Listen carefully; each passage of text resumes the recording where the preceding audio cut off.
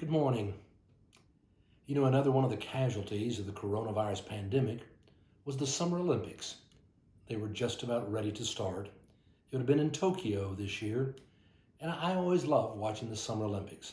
I love watching track and field and seeing these amazing athletes. It's hard to believe that the Olympics really didn't go until modern Olympics didn't really start until about 1896. 1896, they finally came back. And do you know how many women participated in those first Olympics? Zero. Zero. It was felt that women were way too frail to be participating in those kind of Olympic activities. So as finally they let them participate, it was going to be in 1928.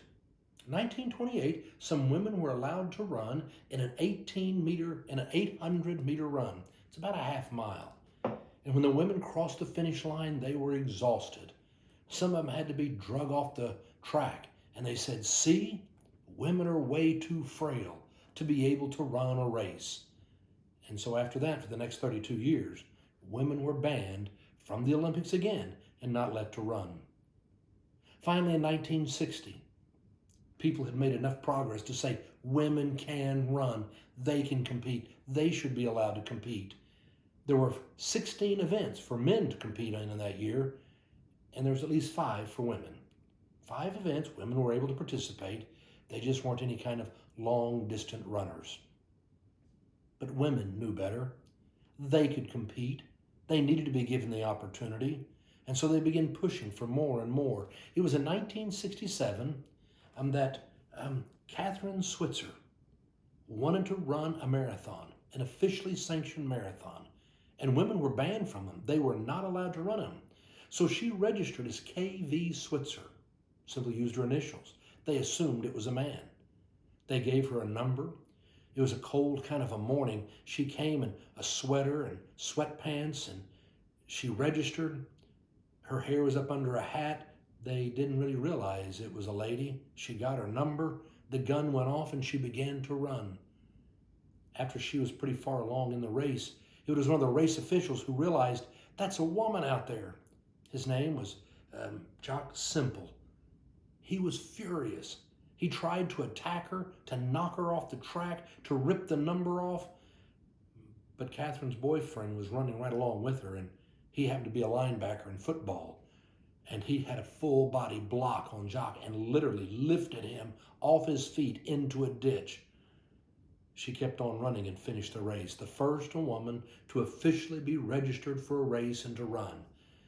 And when she got through, there were pictures of her in newspapers across the country.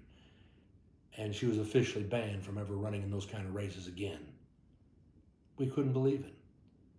But women continued to push and to say we could do it.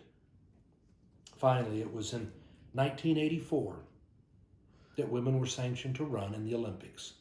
To run a marathon in the Olympics, 1984. That's hard to believe. 88 years after they first had started, we allowed a woman to run a marathon and the Olympics, and Joan Benoit wound up winning, an American. What a significant day for women there and around the world. It was in 1996, Marcia and I were on our way to Rio de Janeiro for the World Methodist Conference. We had landed in Atlanta early that morning, and we had a 10.5-hour layover. 10.5 hours. Our bags were already checked all the way through. We had nothing to do. And that summer, the Olympics were being held in Atlanta. So we hopped on MARTA, their mass transit system, went downtown, and we went to Centennial Park. And there we walked through, and they had a wonderful display, the woman and the Olympics.